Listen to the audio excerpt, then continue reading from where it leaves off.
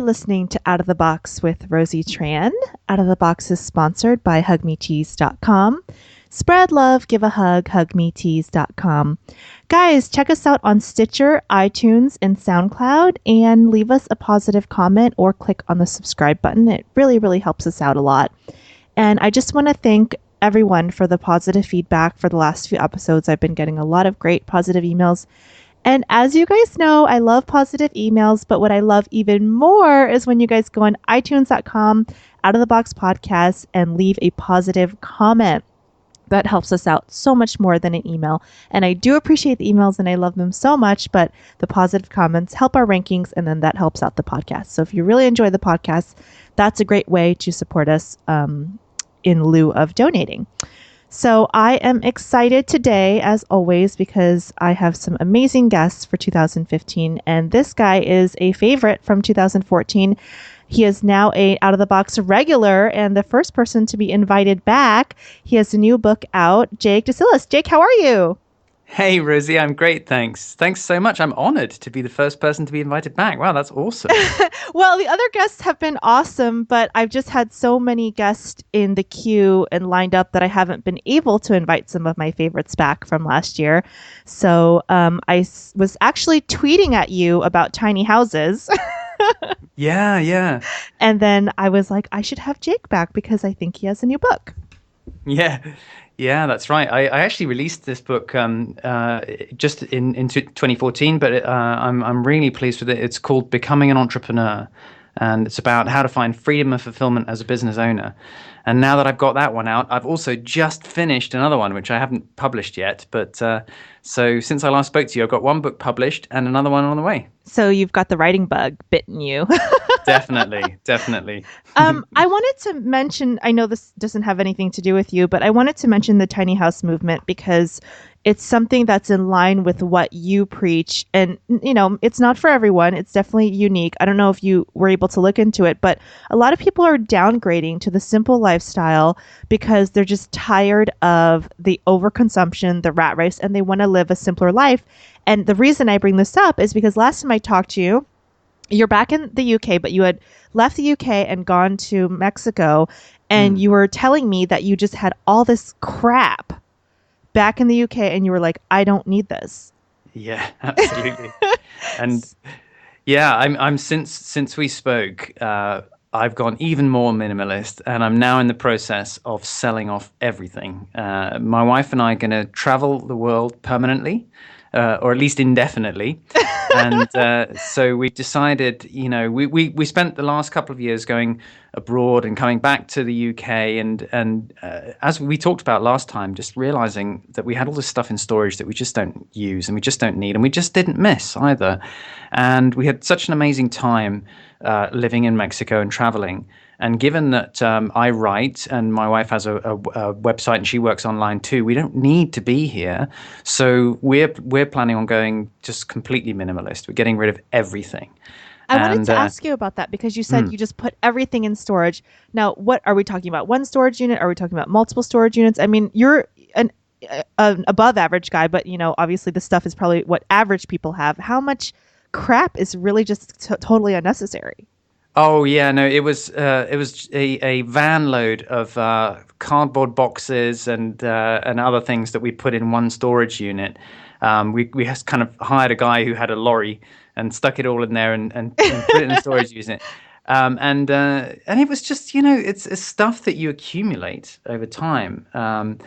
Just files and paper and clothes and sports equipment and stuff in the kitchen that we weren't using. And I really I feel so much better having got rid of that stuff. It's such a great feeling of freedom. And I've gone completely paperless and I've got rid of all of these boxes of stuff. And I mean, to come back to the point that you made about the tiny house movement, I was super interested in the links that you gave me because it's actually really interesting as one example of a way that people are finding ways to quit the rat race and live more frugally and realizing that the kind of extent to which housing has become way more than a place to live. It's become part of a sort of status symbol game that a lot of people get sucked into and then get hugely in debt with. So I think the tiny house movement is fascinating, and I've actually interviewed someone who did move from a very expensive house in California up into the hills with her family and built a tiny house. And I think it's a really fascinating movement. It's sort of, I'm not really the kind of person who'd be that into building my own house. I think you've got to be into that, it's a major project. But I think if that's the kind of thing that you enjoy doing, it's just an awesome idea. Yeah, I think it's great. And I really want to focus on the minimalism because all of the research shows that what we're preaching in society with the consumerism, the bigger, the better, the more, is actually the opposite of what makes you happy, according to scientific proof. Right. The scientific proof says less is more. Yet our society is consume. And obviously that's promoting the capitalistic mentality. And I'm not anti-capitalist. I'm actually what we call a conscious capitalist, which is a little different. But I just think it's too much. And I wanted to highlight that you've been minimalizing and it is making you happier. Totally. And it's interesting what you say, because I've been doing a lot of research on this for the book that I'm writing at the moment about different ways to quit the rat race, because I've been speaking to people who have found their own ways of quitting the rat race. And we talked a little bit about that the last time I was on your show. And I've been looking at this culture, this sort of consumer culture, and thinking about, what's driving this. And I think there's a lot of reasons that people get locked into this situation where they're having to work to consume stuff that doesn't even really make them happy. It doesn't even really, make them feel good. And so it's kind of a vicious circle. And I think there's a lot of things that underline it. But I think it's also something that has changed in culture in sort of in the last century. It became something that was a lot more destructive, I think. And one of the reasons for that is the way that the financial system changed in the 20th century. And we had this massive inflation where money that used to be in the 19th century was really stable in value. If you made savings and sort of put them away under your mattress, then they grew in value. Whereas in the times that we live in, and for the last 100 years, money has the value leaking out of it the whole time through inflation. The fiat currencies as well. Yeah, through fiat currencies, exactly, through increases in the money supply. And you know what? The interesting thing is that I think this actually has a cultural effect, because what it means is people adopt a mentality of living for today and an idea that, I might as well spend this while it's still worth something. And alongside that, there's a general sense of doom and apathy about the future. A lot of people, especially I'm if you laughing look because it's true, but it sounds so morbid. Yeah, I mean, I call the mainstream news doom porn, because that's that's oh my God, that's a perfect term. That's what you see if you watch the news. What you see is a totally warped view of humanity. You see the latest and loudest emergencies where people are, where there's death and destruction and violence and so forth. And of course, these things happen, but they're on the news because they give you a fight or flight response. They're exciting in a kind of nasty way. And that, I think, is that whole kind of atmosphere from the media, as well as the way that the economic system is developed, has given rise to this culture of a sense of apathy and a sense that you might as well spend your money today because it's not going to be worth anything tomorrow. And in that context, it's kind of not surprising that people just go out at the weekend and just blow all their money on stuff that doesn't even really make them happy. And they buy crap that they think will provide them with a bit of retail therapy, which actually in the end gets them more and more in debt. So yeah, I totally agree with you that I think minimalism is a much happier way to live. And it's very much against all of the cultural messages that you get in the media and in the mainstream culture. Let me just add a couple things to what you said. First of all, I totally agree with what you said. And I think that doom porn we need to make that a hashtag. But that is hilarious and so true. But in addition to that, kind of what I said earlier with the scientific studies showing that less actually equals more happiness, and we're being taught or socialized the opposite. Also, the statistics show that we are living in the most prosperous time that's ever existed. There's less death from disease. There's less death. Basically, the news doesn't match reality. Absolutely. What's being shown is 2% of what's going on, and it's hysteria and negative to drum up ratings and other things. And the actual, of course, Jake, there's still horrible things. There's still inequality. There's still poverty. There's still hunger. There's things that still exist, which I believe are man-made, and we could cure all of these with our modern technology and a little rebalancing of our mindset within a month, if we really, really as a society came together. Poverty, it shouldn't even be an issue. Hunger should not be an issue in this day and age. However, it is. But the actual disasters and catastrophes and mass, Black deaths and all these horrible things, the statistics show that that's less than ever in the history of the world. So the news is showing contrary to what's going on in reality, actually. Yeah, totally. And there's a wonderful book called The Rational Optimist by Matt Ridley, which is a very interesting book if you want to read about why this is the best time that there has ever been to be alive. And not just if you're living in the West, but for the world as a whole, why we live in a time when there's been an incredible real decrease in poverty, incredible growth, incredible opportunity, as well as, of course, all the problems that you mentioned. But people are living longer. They're getting better. Exactly. Triple what used to be. Yeah, they have healthier diets. They're getting more calories. There's less starvation. There's less absolute poverty. And, we have an amazing technological breakthrough that we're in a new age with the digital age, with the internet, where we haven't even seen the beginning of the kinds of things that this is going to do to transform our society. So I think it's an amazing time to be alive, and the best possible time in history so far that you could be alive. And you would never know that if you watched the news, because you'd get the sense that, that everything's falling apart. Yeah, everything used to be great in some kind of mystical time, maybe 50 years ago, or maybe before that, and now things are all falling apart. That's the kind of the idea that the news gives you. And of course, there are terrible injustices in the world, and there are terrible things that are wrong with the way that our society currently works. But the most important thing, I think, is that if you want to find freedom in this world, in this unfree world that we live in, you can do, and you can do it if you take action on the things that you can actually influence. That's what always excites me, is what can you do to grab more freedom in your own life. That's why I'm interested in entrepreneurship and financial independence and these kinds of things, because these are real, tangible things that individuals can do to change their own lives.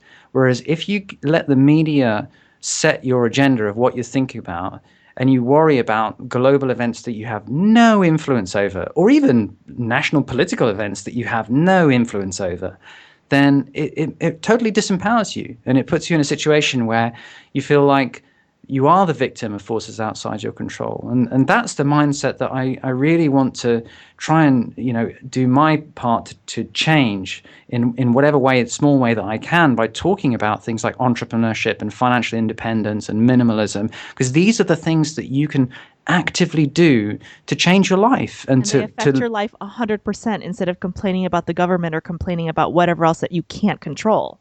Absolutely. I want to talk about a couple things you brought up. Oh my God, so many good points. I'm like scribbling notes as we go.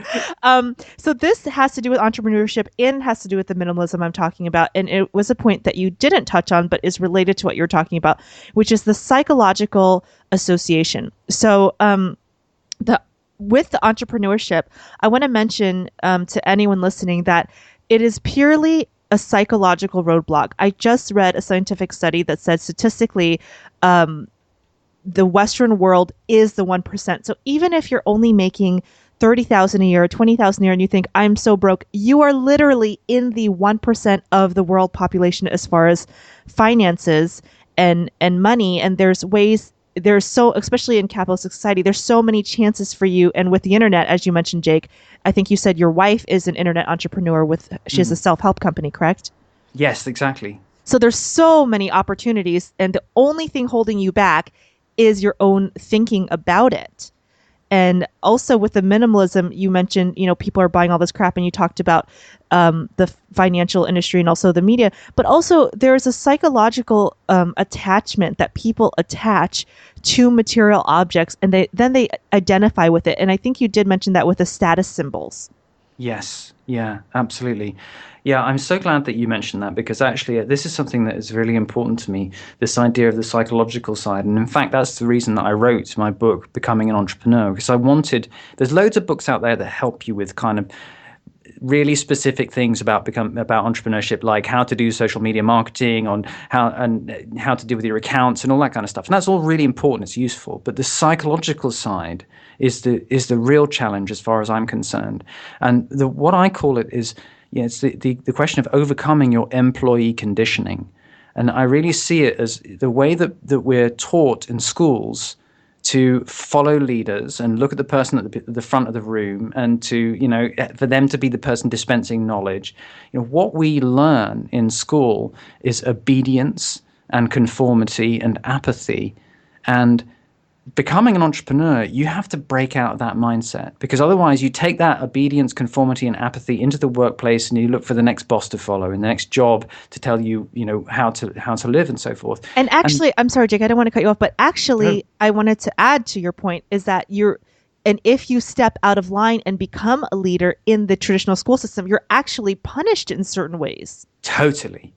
You have your innovative side, your creativity, just really beaten out of you, basically, in terms of being punished for stepping out of line, and that's over a decade that we all spent in that environment, and so it's like the most developmental years of our psychology. Absolutely, it's a prison for kids, and we're like ex-cons trying to find our way on the world outside, and so what I've tried to do is to talk about every aspect of entrepreneurship, and to talk about the psychological challenge of breaking that conditioning, of rather than thinking like an employee where someone tells you what the organization is about and what your role in it is, thinking like an entrepreneur where you actually have to define the purpose of your business and go out there and create something that you're the one providing the enthusiasm and purpose for, and all other aspects of the business too. So I completely agree with you about the psychological challenge, and I think it's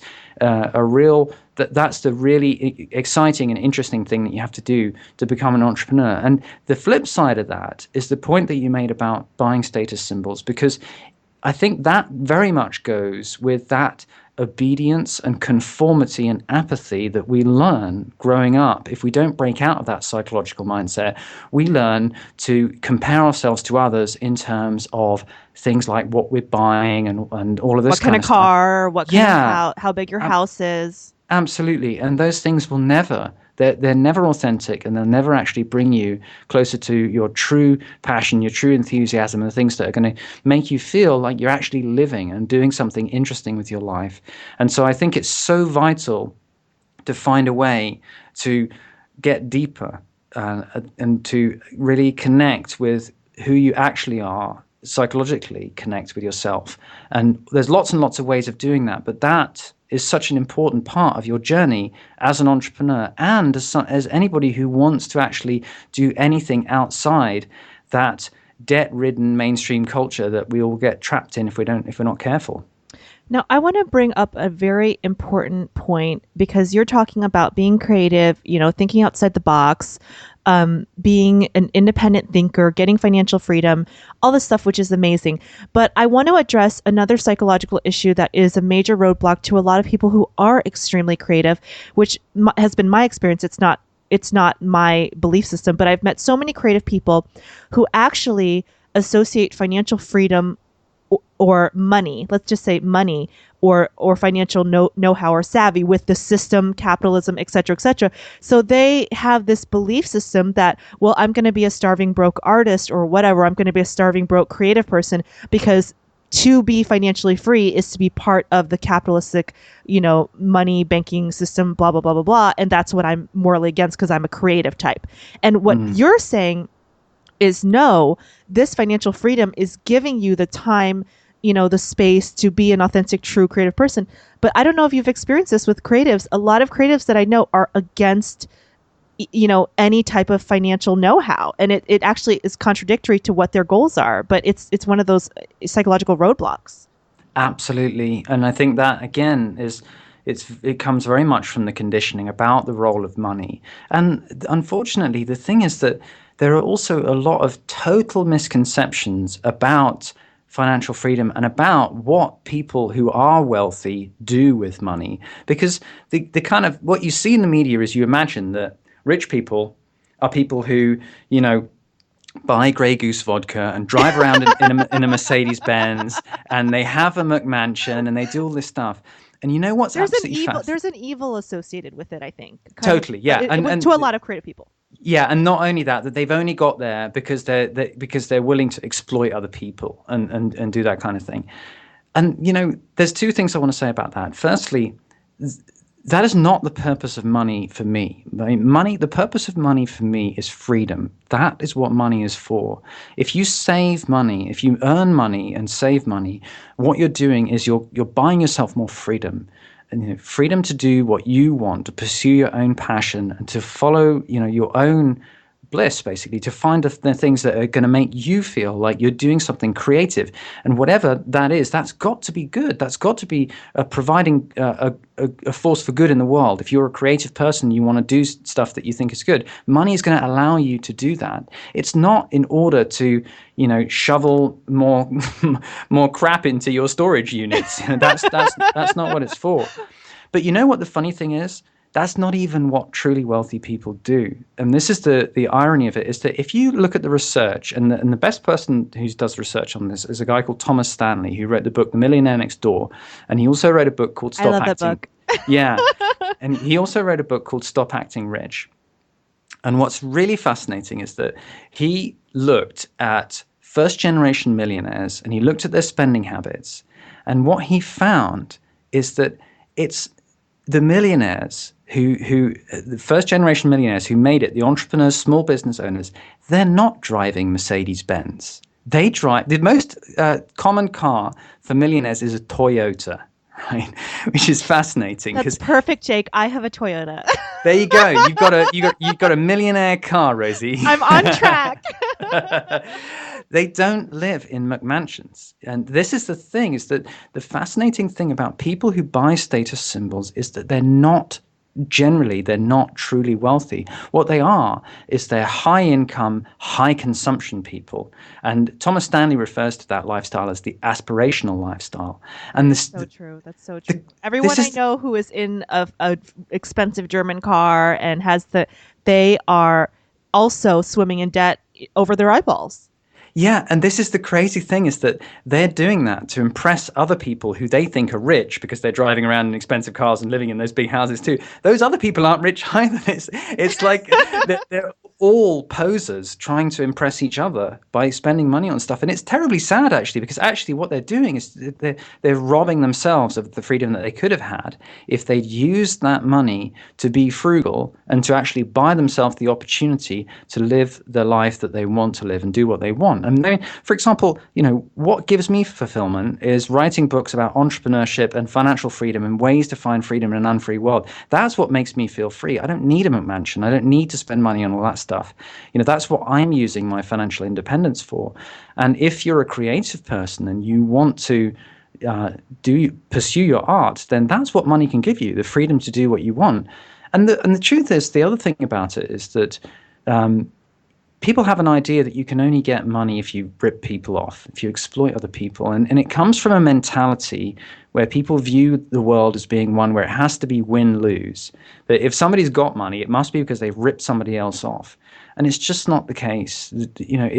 There's so much opportunity for you to create value in a win-win way, where you gain something and the people that your customers or clients or whoever it is, they also gain something, and you can bring more value into the world. That's how economic development works. So I think it's really sad that we've got this warped view that you have to be a rip-off artist if you're going to make money, or you have to be an exploiter, when the truth is you can be principled, you can be ethical, and you can do the right thing, and you can still save money, and then you can use it for the best thing that you can spend money on there is, which is freedom. Now, I want to mention what you just talked about, because that is huge, which is win-win and creating value. Because some of the most successful entrepreneurs in our current world are people who found a need and created a value or service for someone that was outside of themselves to make the world a better place. And that is basically what creative people want. It's, you're not ripping someone off. You're not, exploiting people in the third world. You're creating a service or value. And some of these services or values sometimes are not even a tangible thing. A lot of millionaires that have been created in the past 5-10 years have been creating internet services that are, that they're not creating any type of negative environmental footprint. And yet they're creating this amazing service through an app or whatever to help people. And they're also making money off of it. So thinking bigger than yourself, thinking outside of yourself, it gives you a higher purpose, whether you're religious or not, a spiritual purpose, or, if you're atheist, just a purpose towards humanity. Yeah, absolutely. And, to use the example that you just said, if you think of somebody who creates an app, a really good app, let's say it's an app that is some kind of productivity app that saves people, I don't know, 20 minutes, half an hour a day, because it allows them to organize their recipes more efficiently, or it allows them to manage their projects more efficiently, whatever it is. What you're doing, if you multiply that for all of the thousands of people who could download that app, and just think of all the time that you've freed up that they now have to do other things, to spend time with their families, or go out and have fun, or create more value themselves. What you've done is you've just enriched the world. You've just created something that has actually liberated people, thousands of people, liberated 20 minutes every day, because they're now more productive. And that is win-win. They're paying you for your app. You're giving them something that gives them more time and more freedom. That's totally win-win. And it's a great example of a way that by being an entrepreneur, you can have a positive impact on the world. That's one of the things that excites me most about entrepreneurship, is that it is a way to actually improve the world. It's how we got to all of the wonderful things that we have in terms of our quality of life, economic development, and civilization, such that it is up until now. It's all been because entrepreneurs have found new ways of doing more with less resources. That is so true. And it doesn't take a lot of money. I want to give an example of a woman. I don't know her personally, but I know of her. She was a single mother and took her $2,000 tax return, opened an online business, and it did so well. She was selling local merchandise related to the city. So taking different quirky things about the city that she lived in and putting it on T-shirts and other things. Eventually opening a store, and she uses only locally produced products. So she not only took a $2,000 tax return, which is nothing, created a business, but also is putting money back into the community and now employing people in that community. So when you talk about win-win, that is what you're doing when you're creating businesses, when you're creating ideas, when you're being a creative person, which I would argue is what we were put here on this earth to do, was to be creative and express ourselves to the highest vibration of who we are. Absolutely. Yeah. And you don't need, that's another myth about entrepreneurship, that, you can only start a business if you take out huge loans or get venture capital investment and so forth. And I mean, I bought into that myth to a certain extent, and I did borrow a huge amount of money that I eventually paid off and managed to make my business profitable. But the fact is that there are so many people who start businesses on virtually nothing. And that's one of the healthiest things that you can do, because if you finance your business by the revenue that you make from little tiny sales at first and then slowly snowballing more and more, you're always going to be on the right track, because you're always going to be providing value, and you're always going to be doing something that people actually want. So you don't need venture capital. You don't need thousands and thousands of dollars, because the likelihood is you probably won't spend it that well anyway. I certainly didn't. A lot of the money that I borrowed, I totally wasted in the first year, because I didn't know how to spend it properly. And it was only when I started focusing on growing my business through sales, through revenue, that I actually really took off, because that's when I knew I was doing the right thing, because I had people who were paying for what I was doing. And a lot of financial gurus that I've read about, all say the same thing. It's like, if you can't manage $100, you can't manage $100 million. So Yeah. start with the $100 first. Yeah, totally. I Um, did want to say one. Can I quickly oh say one more yeah, thing about artists and money and creatives and money? I know that this is another thing that I think is really important, that we get taught nothing about personal finance growing up. I mean, I got taught nothing in school. It didn't even come up about managing money and investment and what money is and how the economy works. I had to learn all that stuff myself, and it's so this is something that if you are a creative and you haven't been given that education, you have to go and make that education for yourself. And once you do understand money better, the very simple basics of actually having a very clear budgeting system and tracking what you spend and knowing what you're spending your money on and knowing how to calculate things like your net worth so that you know how close you are to either getting out of debt or further on the line having a buffer for bad times, and even further being financially free. Once you know those things and you have those skills, which you can totally learn, and there's loads of great resources out there, you will feel so much less stressed about money, because just the knowledge of where you're at is so important. And so many people are they're in debt, but they also don't really know how bad the situation is, and that's double the stress because they don't really understand money. And so I think it's a really key task for everyone is to educate themselves financially. Well, because you're not going to get any of the right education in school. You've got to do it yourself, and there's loads of ways of doing it, and it totally pays off. it does. And I want to again reiterate the psychological aspects of money, because a lot of people think psychology, money, Rosie, what are you talking about? But when I have dealt with people with financial problems, they always have anxiety and emotional attachment to it. And that's something that I grew up with. And I really want people to understand that I know I talk about a lot about psychology on the podcast, but your way of thinking is everything. I grew up with the thinking that money was something to have, anxiety over. My parents were always fighting over money. And actually, I think money is the number one reason that people cite for divorces. So to say that, you're greedy or you're capitalistic or whatever to learn about finance is just silly. It's a basic thing of life, and we should all not only learn the basics of money, but also the psychology behind our spending, because just like a lot of people do emotional eating, a lot of people use emotional spending to fulfill themselves. Totally, yeah. And that's money tends to be a subject because it's so key to everything, and also because it's something that we experience in the family as well. It's something that does get really loaded, and it means that with emotional, baggage basically, and it means that it's even harder to sort out practical problems about how much you're going to spend on this and that and how you're going to budget, because there's all of this emotional weight that comes from the past about money. And I think that's one of the reasons why it's so important to talk to your partner about money. And like you said, Rosie, this is one of the subjects that breaks people up, because money is one of those things that people don't talk about. It's kind of taboo. And then when they do talk about it, it's a fight. And it's like, why have you done this? Why have you done that? And it turns into a cause of lasting sort of festering tension. And it's not easy. My wife and I, money was one of the subjects that it was difficult to talk about. It was really Yes. difficult. It was a cause of stress between us. And it was something that, it wasn't like the first time we started talking seriously about money and what we wanted and how we want our household to work and what we going to do about money. It wasn't like it was just, okay, yeah, let's agree this and that and it's all done. No, it was difficult. It was really difficult.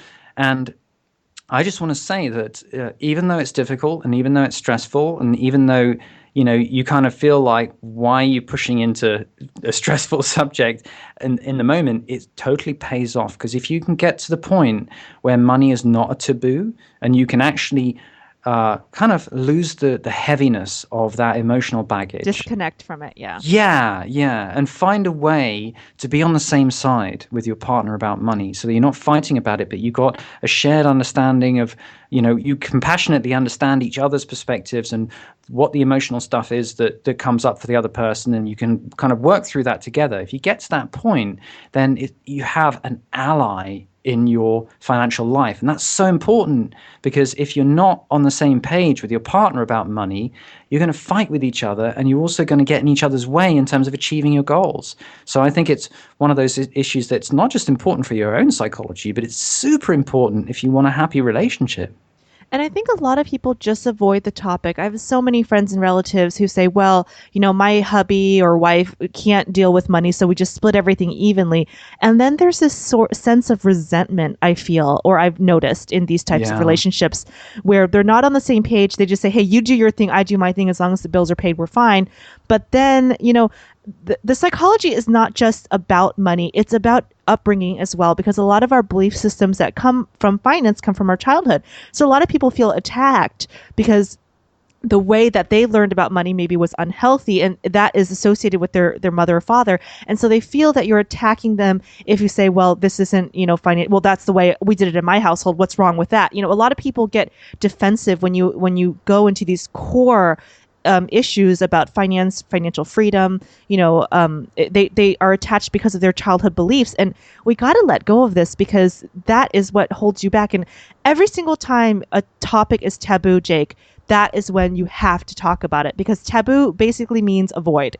Absolutely, absolutely, totally. I couldn't agree more. And so yeah, I think it's and you're right, Rosie. It comes from people bringing stuff that they've unconsciously picked up in their families. That's just the way we do things in our family. That's the stuff that kind of you don't even realize that you've learned it. It's just assumptions that we hold, that we all have to critically evaluate, and not just like react against them and do the opposite because we do, but actually critically evaluate them and decide, what do I want my family to be like? What do I want to let go of and do differently? And how can I work through often, the pain and sense of loss of having to realize, that was tough, the way that they did it. That was bad for me in my own family. I want to do things differently with my partner or my kids, because I don't, because I know that damaged me, that hurt me. So sometimes people avoid it too, because it's painful to think about things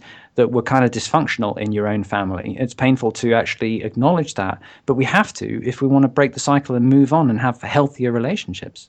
And I think it's painful for people to admit. There was a study I read that said that when people are proven wrong, when they're, when all the data is against them, there's actual scientific statistics or things proving them wrong. Instead of admitting that they're wrong, the majority of people actually cling to their beliefs even more. So that goes against logic. You're saying, well, you're proven wrong. Let's just say I can't, maybe someone says the earth is flat. And so you're showing them these pictures from space, showing the earth is round, you're showing all the scientific data. They will cling even more to their that the earth is flat. And that's, the human ego. And, and we all know about, Napoleon and the crazy, conquerings of the world, which were all fueled by ego. And so we all have this ego inside of us, and we need to learn to tame it. Otherwise, how many of you out there know extremely stubborn people? Well, moving forward in your life, you got to let go of that stubbornness, and got to let go of that idea of being right. And Jake, you made an amazing point about, relationships, because me and my husband were not on the same page when it came to finance when we were first married, and we had many fights about it. And once we worked all of it out, and, he definitely didn't have a good financial upbringing, and I definitely didn't have a good financial upbringing. Now that we're on the same page, it's actually empowering and a sense of pride when we meet our financial goals. And it's created a bond with us that's even closer. Instead of every single time we talk about money, it's a fight. Now, when we talk about money, it's very logical. And when we reach these goals, which we've reached a couple of them recently, it's ecstatic. You just feel like a team, like you said. Yeah, absolutely. And I've this is something that I've noticed in all the people that I've interviewed who are working towards financial independence.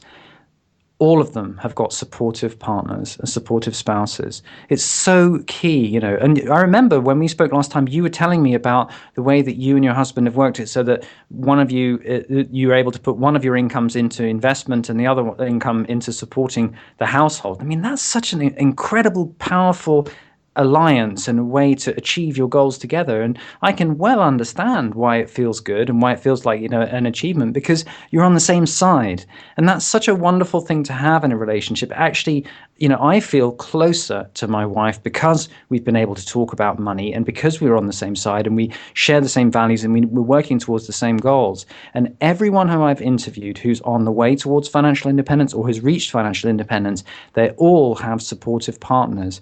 Because if you don't, then one of the partners is going to be, spending money. Yeah, exactly. Exactly. And that's going to lead to fights and everything else. So I think it's awesome what you and your husband have managed to do in terms of, working out how you want to work forward together. And I think it's a really great example. And since we've switched to that model, our savings and our investings have compounded because, like you said, we're on the same team. We are living just off of his income, but actually we live such a minimalist lifestyle that it's his income and then there's extra money. And I just want to let you guys know out there, my husband and I do not make a lot of money. And I've said this on several podcasts, several years, we have been close to what is considered, lower middle class or poverty line, but we've still been able to live on one income because, we don't go crazy. And we've actually developed the interpersonal skills, not the consumption skills. So I, have increased my cooking and I actually love cooking. And so we save so much money when I'm buying these fresh, healthy ingredients, cooking at home versus spending, hundreds and thousands of dollars going out to eat, which a lot of people that's like the majority of their budget is going out to eat. I'm not against it. And we do go out to eat, but I'm just saying that's one example of developing my skills instead of consuming. Yeah, absolutely. So that is a good way to compound. What do you and your wife have a certain plan? I know you guys are already out of the rat race, but what is your plan that maybe other people could follow? Yeah, I mean, that's another thing that we do too. My wife is a great cook, and I mean, it's a little different when we're living in Mexico because, frankly, it's just so cheap to eat out. We eat out a lot. It's like it doesn't make a lot of sense, to cook at home. But that's a really important thing. We don't have a car. I've never actually owned a car. I'm in my 40s and I've never owned a car. And that's only possible if you live in cities which are kind of dense and they have lots of, kind of dense street network. That's the kind of place that I love to live anyway. So when we're traveling, we tend to go to places that are very pedestrian friendly. Mm-hmm. And in terms of possession, yeah, absolutely. It's healthy. But most of my exercise is from walking around. And in terms of possessions, I mean, the key thing is that we're on the same page about the kind of lifestyle that we want to live. It's not important to either of us to have loads of stuff, which means that, when we've talked about what do we want our life to be like, how do we want to live, one of the things that we're really excited about is the opportunity to travel and see different parts of the world. And the great thing is that a lot of the world is a lot cheaper than the UK and the US. That's so true. So actually, what we found is that in our travels in the last couple of years, we've been saving money by going abroad. By traveling? Because the cost of living here is just so high. So given that those are the things that we want together, we've decided that we're just going to get rid of all this stuff and get rid of the flat here in the UK. And we'll rent out places as we travel. And we're not going to, we're going to be staying in one place for like 6 months at a time to get a feeling of what it's like to actually live there and so forth. So we're not going to be traveling like every week or so. We're just going to slowly move around. And that came from the process of actually sharing with each other, what our hopes and dreams for the future are and finding a way to work out, how do we want that to work? What is our lifestyle going to look like? And we're on the same page. Now, this is just a logistical question. Obviously, everything is mobile and online now, so you can, pay credit card bills and other things. You don't need a central address. But I know a lot of these companies do require a physical mailing address. What do you guys use, like a P.O. box or just... Yeah, that's a good question because, in the last couple of years, we've been coming back to the UK. So we've always had a physical address here, and we've also had a PO box that we've been able to use while we've been abroad to forward our mail to. A lot of people use Earth Class Mail in the States. You can actually, there are companies that you can just get your stuff sent to. But there are a couple of logistical things that I'm still not 100% sure how we're going to resolve. You're figuring it out too. Yeah, we're figuring it out as we go. I'm pretty sure that there's going to be. I don't think we'll keep the PO box because that ultimately someone's got to open the box and get the stuff out and scan it and send it to us and stuff. So I think we'll probably go with one of the companies that will do that for us. But yeah, we haven't worked out that's the kind of detail that we're going to have to work out before we leave. I feel a third book coming. Yeah. Yeah, I think you're right. Because people that get out of the rat race, they're going to be like, Jake, we're out of the rat race now. What do we do? That's great. And I just want to let you guys know, for those of you who are listening who say, oh my God, I could never do that. I need to shop. I need to do this. I need to spend money. There are actually websites out there dedicated, and also, just message boards. And that's the best part about the internet, is connecting with other people, that you don't necessarily have to eliminate all of those addictions. As a former shopaholic, I actually realized, like I said, Jake, that a lot of the shopping compulsions are just emotional. So sometimes I need to physically buy something just to make myself feel good as a girl, or I need to go shopping. I go thrift store shopping, or I will make up a rule that whenever I buy something new, I have to give something away. So that way I'm creating a win-win situation. Someone out there gets something old that maybe I'm not wearing. I get something new. So it's kind of like recycling. And I've noticed that the high that I get from shopping, it doesn't matter if I go to Saks Fifth Avenue or if I go to Goodwill, it's still the same high of me just getting something new. So you can easily switch to thrift stores or secondhand stores, or just going to a low-end place instead of a high-end place. It's actually the exact same high, Jake. Right. Well, yeah, I wanted to share with you a quick story about that. Can I share with you a quick story about my feelings on money as well? Yes. Because, when I first sold my business, I kind of thought, like, wow, this is awesome. I've sold my business. I guess I should go and buy stuff because I can. What do I want to buy? And I wasn't really sure. And I bought myself a leather jacket and a couple other things like that. But I wasn't. Okay. I was never. I've always been fairly frugal. So, and I did buy this flat that we're living in now. So, for the first time, I bought a property without needing to use a mortgage and stuff. But what I found afterwards is that as I learned more about financial freedom and the opportunity to be able to do what I want with my day, what I realized is, if I go crazy now and start buying loads of stuff, I will lose my financial freedom. I will be back into needing to go and get a 9-to-5 job at some point. And so for me, when I think about nice stuff that I want to buy, I also think about the thing that I value most, which is the freedom.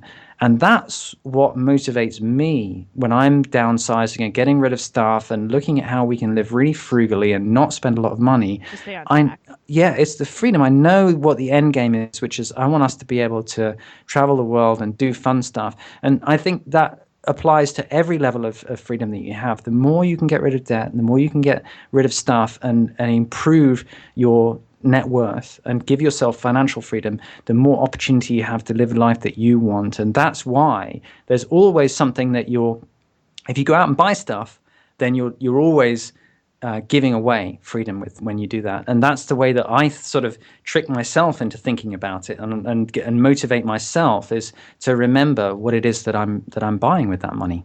That is a very, very good point.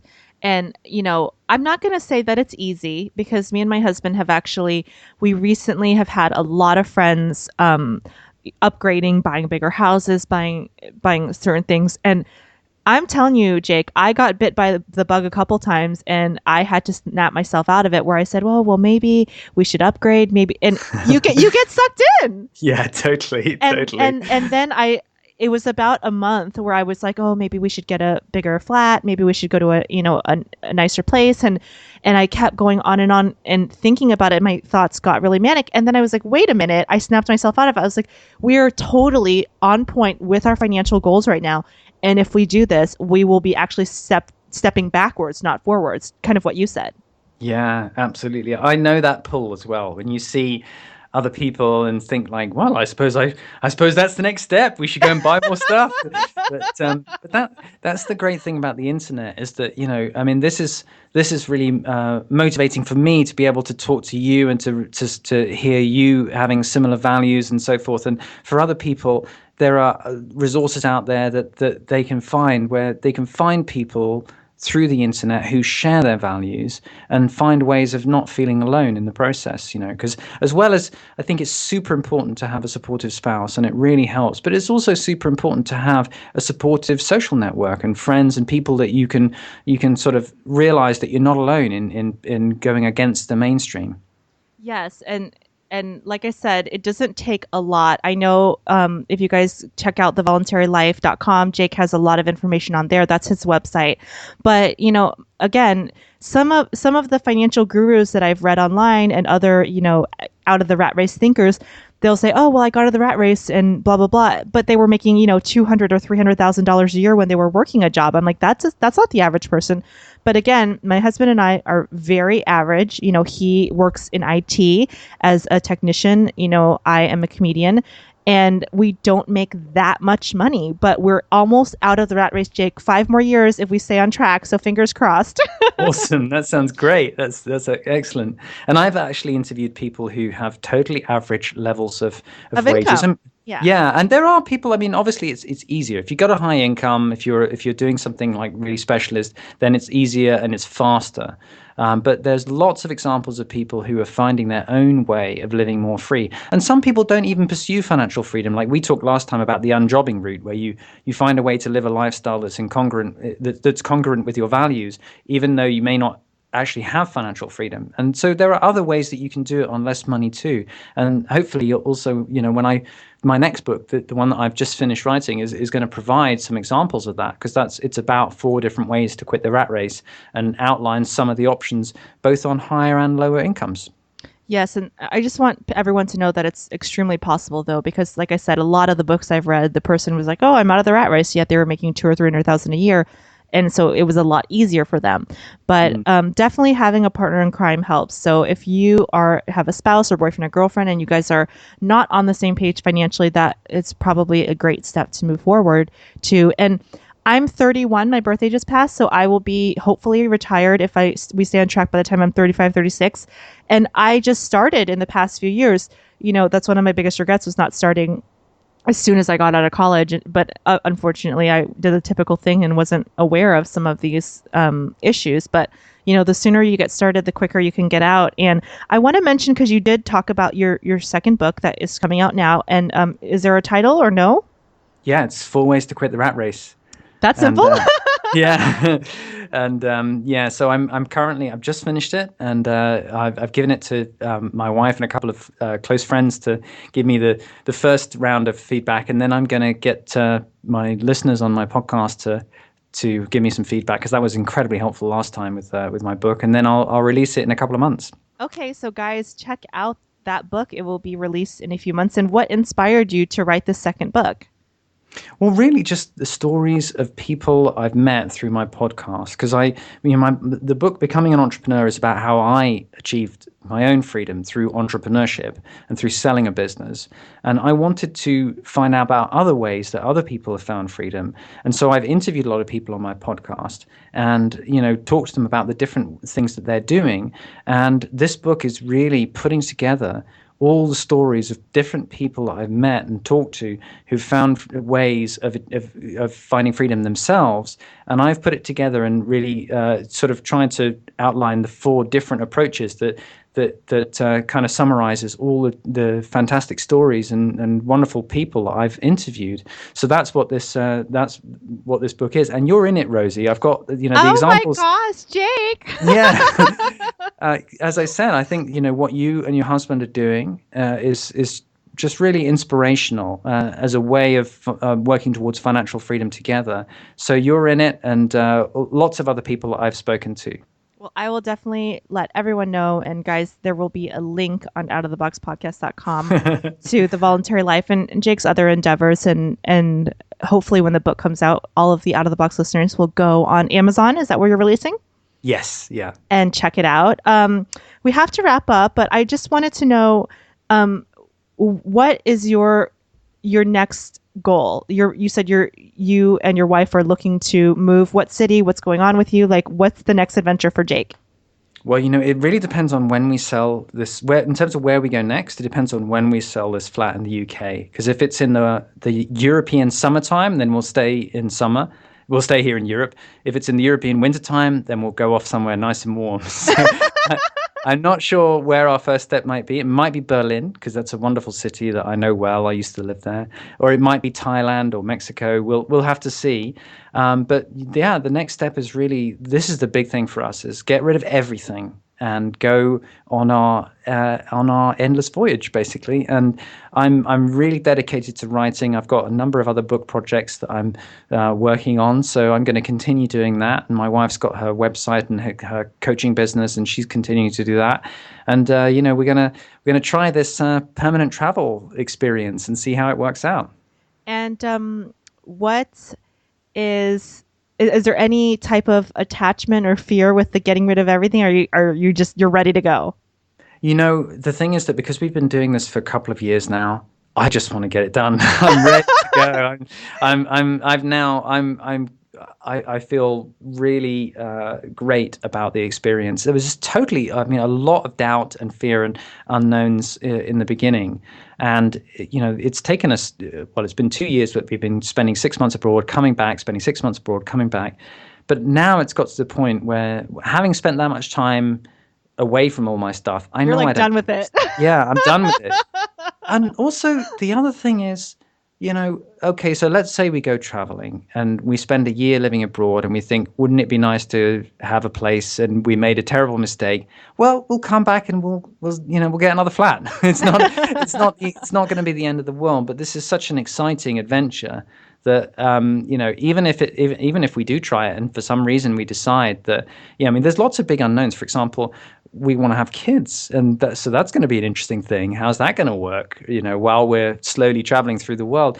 So there's lots of things to work out, and we may find that somehow it's not as great as we thought it was, but it's such an exciting thing that we're just going to do it and see how it goes. Yes, and even though there are unknowns, and like you said, maybe it won't be what you guys think, the main issue here is that what I want people to know is that you have the choice to make, whereas some people don't have that choice. They're trapped in the 9 to 5. They can't even say, hey, I might want to travel the world and maybe it might not work out. That's not even an option. And so you have literally total freedom in doing whatever you want and making any decision. Your life is your life. It doesn't belong to anyone else. It doesn't belong to, JP Morgan Chase Mortgage Company. It doesn't belong to, Citibank credit card bills. What I want people to understand is that, people who are listening and scoffing and saying, oh, well, I could never get rid of everything, or I could never, go down. I need all this stuff, is that you are in your own indentured servitude. And Jake, what you have is literally pure freedom. And a lot of people think, slavery doesn't exist anymore in the 21st century, but it is a form of slavery. Yeah, if you don't have a choice about how you're living, then little by little, you can get so stuck that, you wake up one day and realize that you're not enjoying your life, you're not happy, and yet all that time has got behind you, and what have you got to show for it? A bunch of crap, and that's what I don't want. That life. So that's why that's another thing that helps me realize that I don't need to buy more stuff, because the freedom that you talk about is the thing that is most important to me. So yeah, I'm super happy and excited about it, and I hope that by writing about my experience and others, I can help provide some tools and inspiration and help for other people who really value freedom too, to find their own way to freedom. So you are definitely creating a win-win. Jake, how can people find you? Where are you next? What's your Twitter? Tell everyone so they can follow you and look up your stuff and look up your first book and hopefully your second book when it comes out soon. Awesome. Thank you. Yeah. My website is thevoluntarylife.com, and that's the website for the podcast. So you're very welcome to come along and subscribe. You can get a free book about negotiation if you join my mailing list on that website. My Twitter is @thevoluntary, and you can find all the links for social media and stuff on thevoluntarylife.com. The book that is on Amazon now as a paperback and an ebook and an audiobook on Audible is Becoming an Entrepreneur: How to Find Freedom and Fulfillment as a Business Owner, by me, Jake Desyllas. So you can find that on Amazon, or you can just go to thevoluntarylife.com and there's links to it there. Well, thank you so much, Jake. And I'm excited to say that you are the first out-of-the-box regular. So that's a big deal. I'm honored, and yeah, I will definitely tell you when the book comes out with you in it, and send you a copy, Rosie. You can read what I've written. Awesome. Well, hopefully we will have Jake back in another 6 months to a year and find out what city he's in, what he's doing, and how much fun he's having with his new financially free life. I will send you positive vibes. Guys, are you looking for a flat in the UK? Email Jake. This has been Out of the Box Podcast with Rosie Tran. Guys, we are on Stitcher, SoundCloud, and iTunes. As always, you can find us at outoftheboxpodcast.com. And don't forget SoundCloud, guys. We have awesome downloads on iTunes and Stitcher, but SoundCloud is a little bit sad and lonely. So if you're a SoundCloud subscriber or member, go on Out of the Box podcast on SoundCloud and click on the follow button so we can have a few more followers on there. That helps us out a lot. And that's it. Check out our sponsor, hugmetees.com. Spread love, give a hug, hugmetees.com. This has been Out of the Box Podcast.